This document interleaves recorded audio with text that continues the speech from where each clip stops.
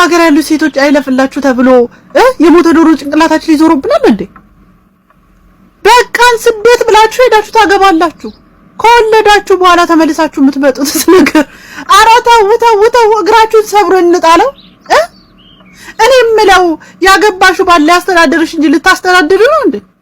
አለበለዚያ ተቀያይሮ ጾታ እሱ ቀሚሱን ለብሶ ከሰል ማንደጃ ተገዝቶለት ከሰሉን ይሙቅ ቤት ውስጥ እየተርመጠመጠ እንዴት ያለ ነገር ነው?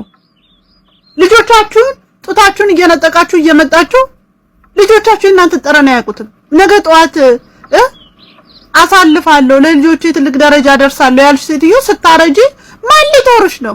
ማን ሊጦርሽ? አያውቁሽም ልጆችሽ። ፍቅር የለማ።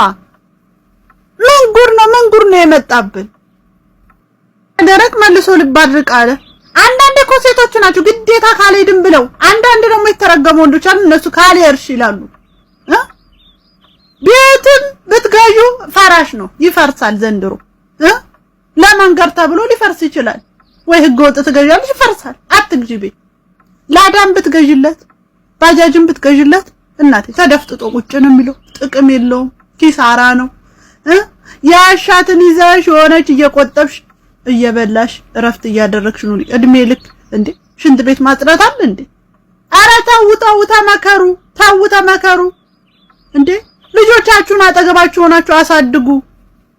አይ እኔ ንብረት ነው የምፈልገው እንዴት ተደራደረ ነገር የለም ካለ ሂድ ሰርተና በይው እንዴ! ልጆችሽን እያጠባሽ ደግሞ እሱን እያባበሽ ልታጠቢ ነው እንዴ ጡት? ኧረ በዛ እንደው ምን ጉድ ናቸው እነዚህ